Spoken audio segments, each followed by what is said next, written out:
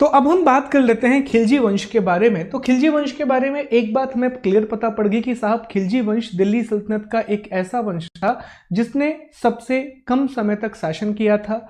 इसकी स्थापना जलालुद्दीन खिलजी ने की थी। प्रमुख राजा अलाउद्दीन खिलजी था और आखिरी जो सुल्तान था वो मुबारक खिलजी था। तो सबसे पहले हम बात कर लेते हैं दोस्तों जलालुद्दीन फिरोज खिलजी के बारे में। ओके, तो देखिए यह खिलजी वंश का, ये गलत हो गया, यह खिलजी वंश का संस्थापक है और इसकी राजधानी किलोरवरी या कैकुबाद के द्वारा जो निर्मित थी। 2000 मंगोलों ने इसके शासनकाल में इस्लाम को स्वीकार किया और उनको रहने के लिए इसने मंगोलपुरी की स्थापना की। इसने दीवान ए वकूफ नाम का एक नया विभाग बनाया था और यह एक एक्सपेंडिचर डिपार्टमेंट था, यह एक व्यय विभाग था। तो देखो दो विभाग हो गए हैं, एक है दीवान ए अर्ज जो कि सैन्य विभाग है और इसकी स्थापना बलबन के द्वारा की गई थी। दूसरा विभाग है दीवान ए वकूफ जो कि डिपार्टमेंट ऑफ एक्सपेंडिचर है। ठीक है, 1296 में इसके भतीजे और दामाद अलाउद्दीन खिलजी ने कड़ा मानिकपुर में इसकी हत्या कर दी थी। ठीक है, तो कड़ा मानिकपुर में अलाउद्दीन खिलजी के द्वारा इसकी हत्या कर दी जाती है और अगला सुल्तान बनता है अलाउद्दीन खिलजी। तो जलालुद्दीन खिलजी के बारे में एक ही पॉइंट आपको याद रखना है कि वह खिलजी वंश का संस्थापक था और उसकी हत्या 1296 में 1296 में कड़ा मानिकपुर जो कि प्रयाग के पास आता है, कड़ा मानिकपुर में अलाउद्दीन खिलजी ने कर दी थी जो कि उसका दामाद भी था और जो उसका भतीजा भी था। तो अब हम बात करेंगे अलाउद्दीन खिलजी जिसे अली और गुरशाप के रूप में भी जाना जाता है। तो देखें 12 अक्टूबर 1296 को ये दिल्ली का सुल्तान बना और इसने बलबन के लाल महल में, सुल्तान जो उसका राजशाही है वहां पर हुआ था बलबन के लाल महल में, इसे सिकंदर ए सानी की उपाधि धारण की, यामीन उल खिलाफत नासिरी की उपाधि धारण की और अमीर उल मोमिनीन की उपाधि धारण की। दोनों महत्वपूर्ण नहीं है पर सबसे महत्वपूर्ण है सिकंदर ए सानी। और दोस्तों यहां से एक प्रश्न बनता है कि दिल्ली सल्तनत के उस सुल्तान का नाम बताइए जिसने पहली बार सिकंदर ए सानी की उपाधि धारण की। तो आंसर होगा अलाउद्दीन खिलजी ने सिकंदर ए सानी की उपाधि धारण की। दूसरा प्रश्न बनेगा अलाउद्दीन खिलजी का राज्यरोहण कहां पर हुआ, कहां पर उसने सुल्तान बनने की शपथ तो नहीं बोलेंगे, कहां उसका राज्य अभिषेक हुआ। तो याद रखिएगा बलबन के द्वारा बनवाए गए लाल महल में उसका राज्यरोहण किया गया था। देखिए 3 काम इसके द्वारा किए गए, एक तो आर्थिक और सैन्य सुधार किए, इकोनॉमिक और मिलिट्री रिफॉर्म के लिए इसे जाना जाता है। इसने भी डिवाइन किंगशिप की फिलॉसफी को अपनाया और इसके शासन को निरंकुशवाद कहा जाता है, एब्सोल्यूटिज्म कहा जाता है। हालांकि खिलजी के बारे में इंटरेस्टिंग बात यह है कि यह धर्म से अपने शासन को नहीं जोड़ते थे और ज्यादातर चीजों में ये अपने आप को फ्री रखते थे चीजों से। ठीक है, तो अलाउद्दीन खिलजी का जो शासनकाल है वो आर्थिक और सैन्य सुधारों के लिए जाना जाता है, इकोनॉमिक और मिलिट्री रिफॉर्म के लिए जाना जाता है। जिस प्रकार बलबन ने अपनी आंतरिक व्यवस्था का सुदृढ़ीकरण किया था, दिल्ली को इंटरनली एम्पावर किया था, उसी प्रकार अलाउद्दीन न सिर्फ दिल्ली को आंतरिक तौर पर बेहतर बनाएगा बल्कि साम्राज्यवाद भी करेगा, इंपीरियलिज्म भी करेगा। आइए इन बातों को समझते हैं। तो सबसे पहले हम सैन्य सुधारों की बात करेंगे, मिलिट्री रिफॉर्म की बात करेंगे। तो देखिए अलाउद्दीन एक महत्वाकांक्षी व्यक्ति था, he was a very ambitious person, और चूंकि ये महत्वाकांक्षी था तो उसने साम्राज्यवाद की नीति को अपनाया, उसने पॉलिसी ऑफ इंपीरियलिज्म को अपनाया। साम्राज्यवाद का मतलब क्या होता है कि आप अपने राज्य की सीमाओं को बड़ा करना चाहते हैं, आजू बाजू जो आपके छोटे छोटे राज्य हैं इनको आप जीतना चाहते हैं। अब देखो अगर आप साम्राज्यवाद की नीति अपना रहे हैं तो आपको इसके लिए सेना की आवश्यकता हो गई, आपको आर्मी चाहिए, और अगर आपको आर्मी चाहिए तो भैया आर्मी के लिए आपको पैसा चाहिए और एक व्यवस्था आपको बनाना पड़ेगा। तो इसने सबसे पहला जो काम किया, इसने स्थायी सेना को रखना शुरू किया, परमानेंट आर्मी को रखना शुरू किया। इससे पहले सेना स्थायी नहीं होती थी। अब स्थायी सेना का मतलब क्या, ये भी समझ लो। इससे पहले जो सेना है तो वो इक्तेदारों पर निर्भर करती थी। किस पर? इक्तेदारों पर वो निर्भर करती थी। जब कोई युद्ध होता था तो इक्तेदार अपने सैनिक सुल्तान के पास भेज दिया करते थे और सुल्तान वो युद्ध में लड़ने के लिए चला जाता था। लेकिन अलाउद्दीन खिलजी, चूंकि वह अपने साम्राज्य को बड़ा करना चाहता था, उसने पॉलिसी ऑफ इंपीरियलिज्म को बनाया था। इस कारण से उसे सैनिकों की जरूरत थी, तो उसने स्थायी सेना रखना शुरू कर दिया, परमानेंट आर्मी रखना शुरू कर दिया। अब अगर आप स्थायी सेना रख रहे हैं तो आपको उन्हें वेतन भी देना पड़ेगा। तो स्थायी सेना को सही करने के लिए इनको उसने नगद वेतन देना शुरू किया, सैलरी देना शुरू किया, जैसा आज पूरी दुनिया में होता है। पूरी दुनिया में आर्मी स्थायी होती है, परमानेंट आर्मी होती है और उनको एक सैलरी दी जाती है। उसी प्रकार से जितने अधिकारी होते हैं वो भी परमानेंट होते हैं और उनको सैलरी दी जाती है। तो अगर आप स्थायी सेना रखोगे तो आपको नगद वेतन देना पड़ेगा। अब दिक्कत ये आती है कि अगर आप किसी को नगद वेतन दे रहे हो, अगर आप नगद वेतन दे रहे हो तो मुझे पता कैसे पड़ेगा कि ये एक सैनिक है और ये सैनिक नहीं है?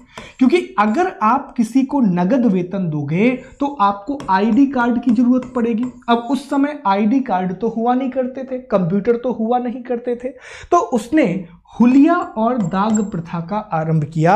हुलिया और दाग नाम की प्रथा शुरू की। दाग जो है वो घोड़ों के लिए उपयोग की जाती थी। एक सैनिक का जो घोड़ा है उस पर एक निश्चित निशान लगाया जाता था, और जो हुलिया नाम की प्रथा है वो सैनिकों के लिए की जाती थी ताकि सैनिक की पहचान की जा सके और उसे वेतन दिया जा सके। तो देखो, 3 बहुत महत्वपूर्ण प्रश्न बन रहे हैं यहां से। पहला प्रश्न, स्थायी सेना की शुरुआत किसने की?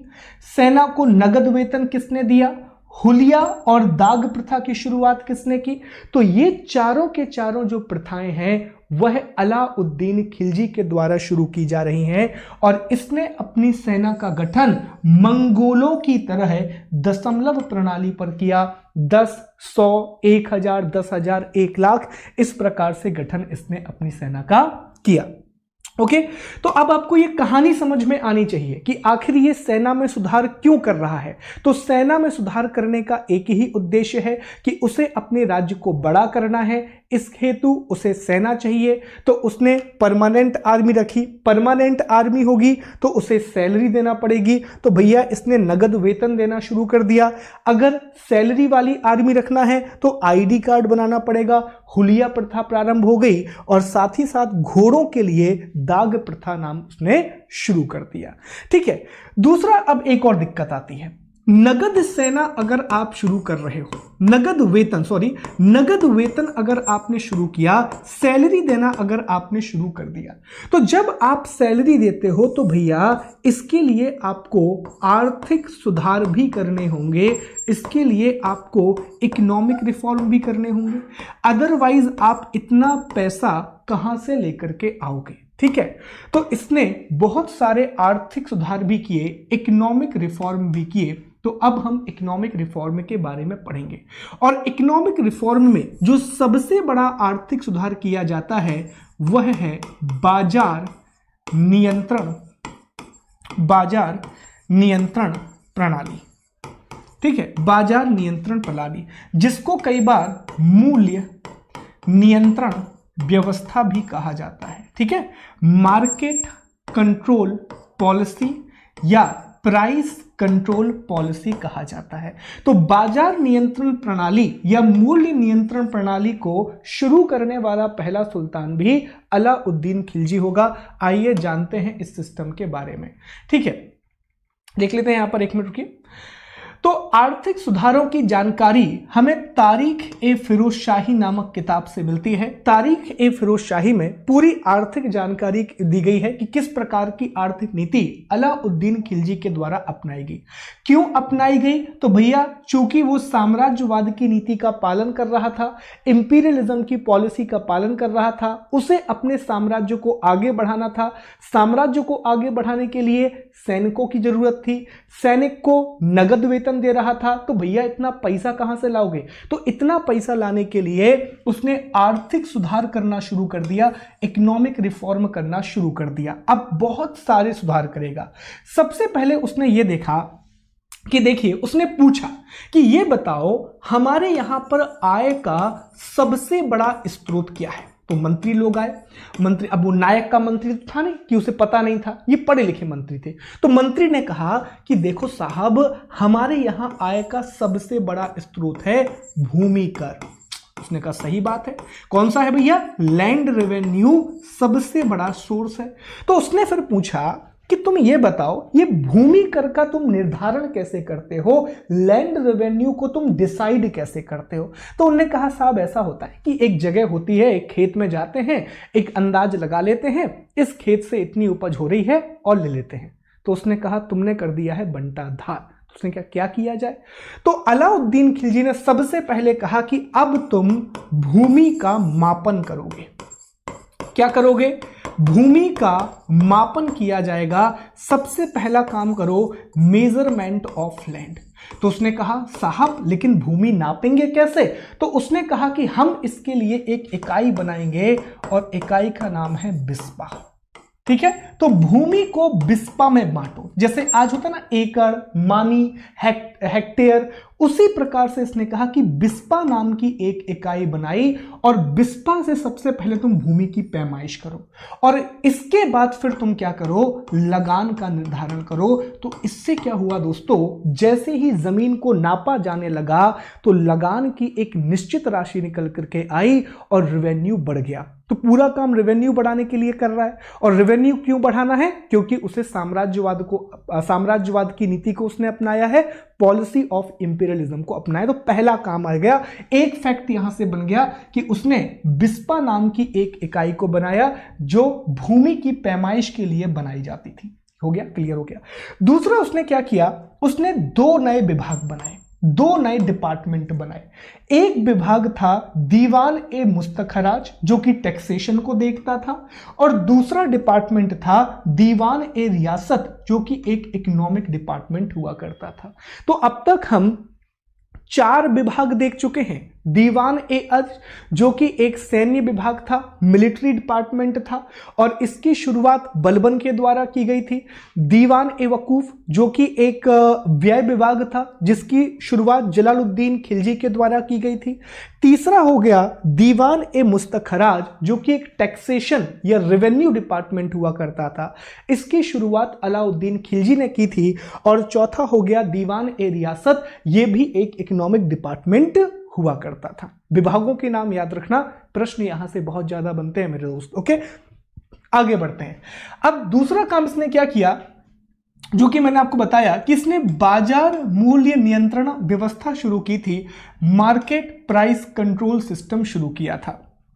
अब सबसे पहले समझ लेते हैं कि आखिरकार ये होता क्या है। ठीक है, तो देखो, बाजार मूल्य नियंत्रण प्रणाली का मतलब समझना, वस्तुओं के दाम राज्य के द्वारा तय करना, इसी को क्या कहा जाता है, बाजार मूल्य नियंत्रण व्यवस्था कहा जाता है। आज भी भारत में यह होता है। अब भारत में यह कम हो रहा है। जैसे कि मान लीजिए ये एक देश है, इस देश का नाम हमने रख लिया ए। इस देश में मान लेते हैं साबुन बिक रहा है, गेहूं बिक रहा है और हमने मान लिया कि यहां पर जो है वो कपड़े बिक रहे हैं। तो दो तरीके हैं। पहला तरीका यह है कि जो व्यक्ति साबुन बना रहा है, साबुन बस मान लेते हैं क्योंकि साबुन मतलब अभी मैं खरीद के लाया था इसलिए साबुन याद है मुझे। ठीक है, तो साबुन मान लेते हैं। तो जो व्यक्ति साबुन बना रहा है वो इसके पैसे डिसाइड करे। जैसे मान लीजिए मैं साबुन बना रहा हूं और मैंने डिसाइड किया कि मैं ये साबुन जो भैया वो 10 रुपए का बेचूंगा। ठीक है, 10 रुपए का साबुन बेचूंगा। दूसरा काम यहां यह हो सकता है कि जो राज्य है, राज्य कौन सा है, ए, तो ए यहां पर डिसाइड कर दे कि भैया तुम ये साबुन 10 रुपए का नहीं बेचोगे, हमारे राज्य में जो साबुन है वो 5 रुपए का ही बिकेगा।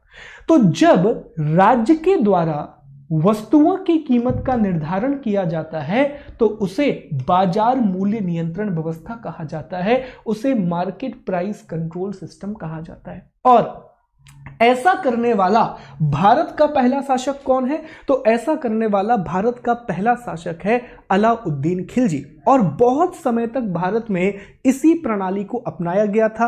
वर्तमान में हम इस प्रणाली को राज्य अर्थव्यवस्था के रूप में जानते हैं, स्टेट इकोनॉमी के रूप में जानते हैं। ठीक है, हम पढ़ते हैं ना पूंजीवादी अर्थव्यवस्था जिसको हम कैपिटलिज्म कहते हैं, फिर पढ़ते हैं मार्क्सवादी अर्थव्यवस्था। ठीक है, इसी प्रकार में वो व्यवस्था निकल करके आती है। तो शुरू में इस व्यवस्था को अपनाया गया, तो इसी को बाजार मूल्य नियंत्रण व्यवस्था कह रहे हैं। और इसकी जानकारी 3 किताबों से हमें मिलती है, जियाउद्दीन बर्नी की तारीख ए फिरोजशाही, अमीर ए खुसरो की खजाइनुल उल फुतूह और इस्लामी की फुतूह उस सलातीन से इसकी जानकारी मिलती है। एक ही प्रश्न यहां से बनता है कि जियाउद्दीन बर्नी के द्वारा कौन सी किताब लिखी गई? तो तारीख ए फिरोजशाही जियाउद्दीन बर्नी ने लिखी थी, और इससे हमें अलाउद्दीन खिलजी के समय की बाजार नियंत्रण व्यवस्था की जानकारी मिलती है।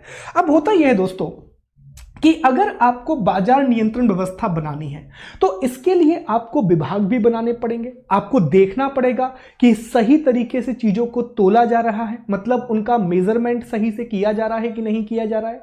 जो प्राइस स्टेट ने तय किए हैं क्या उस प्राइस पर लोग चीजें दे रहे हैं या नहीं दे रहे हैं।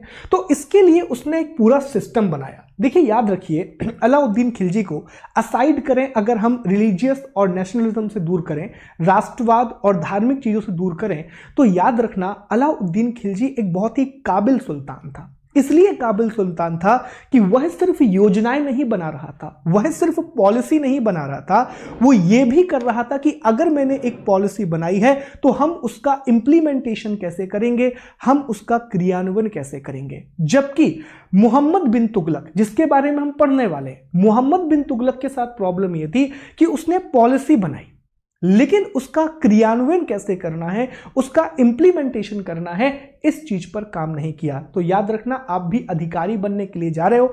जब अधिकारी बनोगे आपका काम है योजनाओं का क्रियान्वयन करना, इंप्लीमेंटेशन करना। दोस्त, अगर इंप्लीमेंटेशन अच्छा है तो बुरी से बुरी योजना भी बहुत अच्छी तरीके से आगे बढ़ सकती है, बस इंप्लीमेंटेशन सही होना चाहिए। तो अपनी बाजार नियंत्रण व्यवस्था का इंप्लीमेंटेशन करने के लिए उसने सबसे पहला काम किया, मंडी बनाई। कि हम क्या करेंगे, एक जगह बनाएंगे, इस जगह में आकर के लोग अपनी चीजों को बेचेंगे। और 3 प्रकार की मंडियां बनाई। कितने प्रकार की? 3 प्रकार की मंडी। पहली मंडी थी गल्ला या अनाज वाली मंडी, और इसको कहा जाता था शहना-ए मंडी। क्या कहा जाता था? शहना-ए मंडी कहा जाता था। और पहला शहना-ए मंडी मलिक कबूल नाम का एक व्यक्ति था। दूसरी थी सराय अदल, जहां पर कुछ और कपड़े वपड़े बेचे जाते थे। और तीसरी थी एक मवेशी और गुलामों की मंडी, जहां पर पशुओं को बेचा जाता था और गुलामों का व्यापार भी किया जाता था। तो सबसे पहला काम उसने ये किया कि अगर मुझे एक प्राइस पर चीजों को बेचवाना है तो सबसे पहले भैया उसने मंडी बना दी कि 3 मंडियां बना दी। एक में अनाज बेचो, दूसरे में कपड़े वगैरह बेचो, दूसरे सामान बेचो, और तीसरा उसने बनाया मवेशी और गुलामों की मंडी। फिर इन मंडियों में उसने अधिकारी भी नियुक्त कर दिए, ऑफिसर भी बना दिए। एक अधिकारी था शहना-ए मंडी, जो कि बाजार का अधीक्षक हुआ करता था। दूसरा है वरीद व मुनहियर, ये गुप्तचर हुआ करते थे, ये जानकारी पता करते थे, ये वेश बदल के घूमा करते थे कि भैया तुम साबुन 5 रुपए में बेच रहे हो कि नहीं बेच रहे हो। अगर तुमने साबुन 5 रुपए में नहीं बेचा, तुमने साबुन 10 रुपए में बेचा, तो तुमको मृत्यु दंड तक दिया जा सकता था। उस समय डेथ पेनाल्टी तक दी जा सकती थी, इतना कड़ा कानून हुआ करता था। तीसरा, नाजिर नाम का एक व्यक्ति, जो कि मापतौल का अधिकारी होता था, देखता था कि तुम 1 किलो सामान दे रहे हो कि नहीं दे रहे हो, जो यूनिट बनाई गई है उस यूनिट पे तुम सामान दे रहे हो कि नहीं दे रहे हो। एक परवाना नवीश नाम का व्यक्ति अधिकारी था, जो परमिट जारी करता था।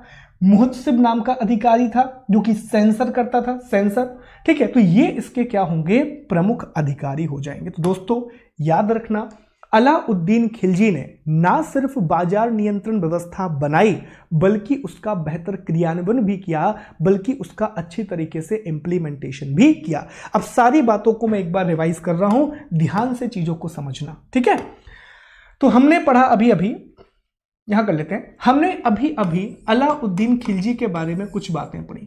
तो अलाउद्दीन खिलजी के बारे में पहली बात तो यही है कि बलबन के लाल महल में उसका राज्य अभिषेक हुआ था, कोई बड़ी बात नहीं है, ठीक है चलेगा।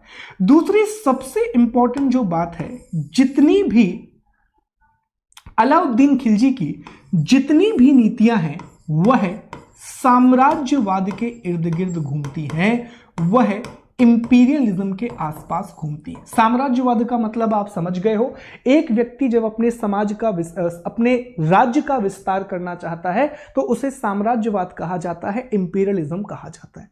अब साम्राज्यवाद के लिए इसने दो काम किए। सबसे पहले जरूरत क्या है, तो भैया आपको सेना की जरूरत है, और अगर आपको अच्छी सेना चाहिए तो आपको इसके लिए इकोनॉमिक रिफॉर्म करने होंगे, आपको इसके लिए आर्थिक सुधार करने होंगे। चीजों को कनेक्ट करके पढ़ना भूलोगे नहीं, ठीक है। तो अलाउद्दीन खिलजी साम्राज्यवादी सोच का व्यक्ति था, इंपीरियलिज्म वाली इसकी थिंकिंग थी। साम्राज्यवाद के लिए इसे सेना की जरूरत थी, आर्मी की जरूरत थी, और साथ ही साथ ये इकोनॉमिक रिफॉर्म की भी जरूरत थी।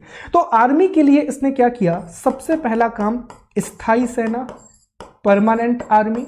स्थायी सेना अगर रखोगे तो नगद वेतन देना पड़ेगा, सैलरी देना शुरू कर दिया। हुलिया मतलब एक प्रकार की आइडेंटिटी कार्ड, और जो भी इसके पास घोड़े थे सब घोड़ों को दाग, ठीक है, क्योंकि क्या करते थे अधिकारी, घोड़े बदल दिया करते थे। अरबी घोड़ा सेना से मिला, इसको बेच दिया, नॉर्मल घोड़ा आके आर्मी में रख दिया, तो सुल्तान की हालत खराब हो जाती थी। इतने काम किए। अब देखो, सेना है, तुम उसको नगद वेतन दे रहे हो, तो भैया तुम्हें इकोनॉमिक रिफॉर्म भी करने पड़ेंगे। तो इकोनॉमिक रिफॉर्म में सबसे पहला काम भूमि का मापन, मेजरमेंट ऑफ लैंड, और इसके लिए इसने बिस्पा नाम की एक यूनिट चलाई, ठीक है, और फिर लैंड रेवेन्यू को डिसाइड किया। दूसरा काम क्या किया, कर व्यवस्था के लिए दीवान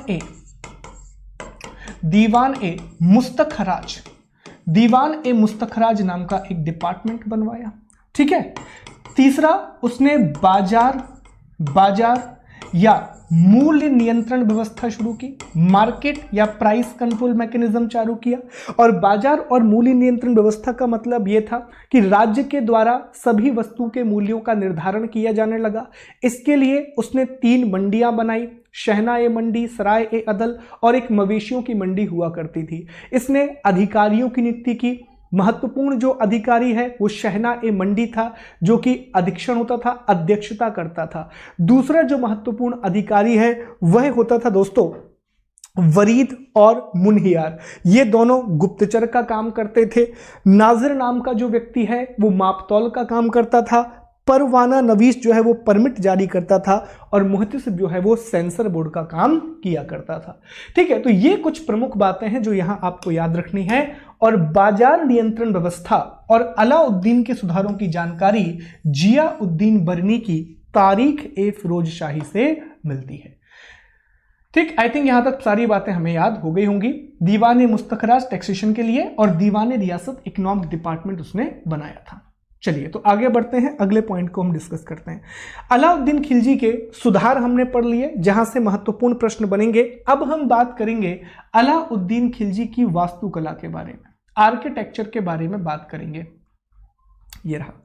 तो देखिए साहब जी, अलाउद्दीन खिलजी ने दिल्ली में सबसे पहले अलाई दरवाजे का निर्माण कराया, और अलाई दरवाजे को इस्लामी वास्तुकला का चमत्कार कहा जाता है। अलाई दरवाजा जो इसने दिल्ली में कुतुब मीनार के पास ही स्थित है, इसे मिरेकल ऑफ इस्लामिक आर्ट कहा जाता है। तो यह प्रश्न भी पूछ लिया जाता है कि इस्लामी कला का चमत्कार किसे कहा जाता है, मिरेकल ऑफ इस्लामिक आर्ट किसे कहा जाता है, तो अलाई दरवाजे को कहा जाता है। दिल्ली में ये स्थित है, और यह अलाउद्दीन खिलजी ने बनवाया था। दूसरा सीरी का किला, तीसरा हजार खंबा महल, और चौथा जयमत खाना मस्जिद। तो अलाई दरवाजा, सीरी का किला, हजार खंबा महल, जमियत खाना मस्जिद, ये सारी चीजें दिल्ली में स्थित हैं, और इनको अलाउद्दीन खिलजी के द्वारा बनवाया गया है। इसने एक और काम किया। अलाउद्दीन खिलजी के समय सबसे ज्यादा मंगोल आक्रमण हुए, हालांकि सभी मंगोल आक्रमण का इसने सही तरीके से सामना कर लिया, और यूरोपीय यात्री मार्को पोलो जो है वो इस समय भारत आया था। याद रखना, वह अलाउद्दीन के दरबार में नहीं आया था, वह दक्षिण भारत में पांड्य राज्य में आया था। पॉइंट नोट करके याद रखना, ठीक है। पर सवाल क्या पूछ लेता है वो, सवाल ये पूछेगा कि जब इटली का यात्री मार्को पोलो भारत आया तो उस समय दिल्ली का सुल्तान कौन था? अलाउद्दीन खिलजी उस समय दिल्ली का सुल्तान था। मार्को पोलो आया कहां पर था? तो दक्षिण भारत में, साउथ इंडिया में पांड्य राज्य है, वहां पर मार्को पोलो आया था इटली का, ठीक है। चलिए, चीन भी गया था, ये पांड्य राज्य में आया था। अब साम्राज्य विस्तार के बारे में बात कर लेते हैं। उसका एक प्रसिद्ध गुलाम था मलिक काफूर, उसके बारे में कुछ बातें जान लेते हैं। तो देखिए, गुलाम मलिक काफूर को दक्षिण भारत के अभियान के लिए भेजा तो पहला राजा होगा जो साउथ इंडिया पर कब्जा करना चाहेगा, ठीक है। इसने देवगिरी, वारंगल आदि पर अधिकार कर लिया। मलिक काफूर को 1000 दीनार में गुजरात विजय के बाद नुसरत खान से खरीदा था। यही कारण है कि मलिक काफूर को 1000 दीनारी भी कहा जाता है। वारंगल के काकतीय शासक रुद्रदेव ने कोहिनूर हीरा दिया। तो यहां से कोहिनूर हीरे की कहानी शुरू होगी। कोहिनूर हीरा जो कि गोलकुंडा की खदान से निकला था। तो गोलकुंडा की खदान से निकलने के बाद काकतीय राजा रुद्रदेव ने कोहिनूर हीरा मलिक काफूर को दिया। मलिक काफूर से ये अलाउद्दीन खिलजी के पास पहुंचता है, शाहजहां के पास पहुंचता है, ठीक है। और बाद में अंततः ये किसके पास पहुंचता है? विक्टोरिया, जो अभी इंग्लैंड पहुंच जाता है अंततः, ठीक है। तो ये चीज भी आपको याद रखनी है। चित्तौड़ अभियान 1303 में इसने चित्तौड़ अभियान किया। उस समय यहां राणा रतन सिंह का शासन था। उनकी पत्नी का नाम रानी पद्मावती था। और मलिक मोहम्मद जायसी के द्वारा 1540 में, बहुत बाद में, पद्मावत नामक एक महाकाव्य लिखा गया है जिसका आधार अलाउद्दीन खिलजी का चित्तौड़ अभियान है। तो 2-3 प्रश्न यहां से आ सकते हैं। पहला शासक जिसने दक्षिण भारत की नीति अपनाई तो वो अलाउद्दीन खिलजी हो जाएगा। अलाउद्दीन खिलजी ने का प्रमुख गुलाम मलिक काफूर को कहां से खरीदा? गुजरात विजय के बाद नुसरत खान से खरीदा। 1000 दीनारी किसे कहते हैं? मलिक काफूर को कहते हैं। कोहिनूर हीरा का पहली बार जिक्र कहां हो रहा है भैया? तो जब मलिक काफूर ने दक्षिण भारत का अभियान किया तो काकतीय वंश के राजा रुद्रसेन ने, ठीक है, रुद्रदेव ने कोहिनूर हीरा जो है वो मलिक काफूर को सौंप दिया। ये यहां से कुछ प्रश्न बन जाएंगे। पद्मावत किसके द्वारा लिखा गया? तो मलिक मोहम्मद जायसी ने 1540 में पद्मावत की रचना की थी, ठीक। चलो, अब थोड़ा मृत्यु के बारे में बात कर लेते हैं। तो जनवरी 1316 में अलाउद्दीन खिलजी की मौत हो जाती है। उसके बाद मुबारक खिलजी आखिरी शासक होता है। मुबारक खिलजी के बारे में ये स्वयं को खलीफा कहता था, स्त्रियों के वस्त्र पहनकर ये घूमता था और इसने अल इमाम, उल इमाम, बहुत सारी उपाधियां, जरूरत नहीं है। इसका एक मंत्री था खुसरो शाह ने इस पर कब्जा कर लिया। ये मूल रूप से हिंदू था। बाद में खुसरो शाह को गाजी मलिक ने मार दिया। एक बार रिवीजन, फिर आगे बढ़ेंगे। पहला प्रश्न, भारत के सुल्तान का नाम जिसने बाजार नियंत्रण प्रणाली को शुरू किया, जिसने मार्केट प्राइस कंट्रोल सिस्टम को शुरू किया, आंसर होगा अलाउद्दीन खिलजी। दूसरा, अलाउद्दीन खिलजी की बाजार नियंत्रण व्यवस्था की जानकारी कहां से मिलती है? तो जियाउद्दीन बरनी की तारीख ए फिरोजशाही से अलाउद्दीन खिलजी की बाजार नियंत्रण व्यवस्था की जानकारी मिलती है। तीसरा प्रश्न, वह सुल्तान जिसने स्थायी और नगद सेना रखने का प्रथा शुरू किया, अलाउद्दीन खिलजी। अलाउद्दीन खिलजी ने सेना की अनुशासन हेतु कौन सी 2 प्रणालियां शुरू की? हुलिया और दाग नाम के सिस्टम को शुरू किया था। दीवान ए मुस्तखराज का संबंध किस चीज से है? तो दीवान ए मुस्तखराज एक रेवेन्यू डिपार्टमेंट था जो कि अलाउद्दीन खिलजी के द्वारा शुरू किया गया था। एक और बन जाएगा कि अलाउद्दीन खिलजी की बाजार नियंत्रण व्यवस्था में बाजार अधीक्षक कौन होता था? तो ये शहना-ए मंडी होता था, ठीक है। और एक और यहां से छोटा सा प्रश्न आ सकता है, वो आ सकता है कि इस्लामी वास्तुकला का चरमोत्कर्ष या फिर चमत्कार किसे कहा जाता है? अलाई दरवाजा को कहा जाता है, जो कि दिल्ली में स्थित है। अलाई दरवाजा के अलावा सीरी की किला और 1000 खंबा महल भी अलाउद्दीन खिलजी ने बनवाया था। अंततः मुबारक खिलजी का अंत होता है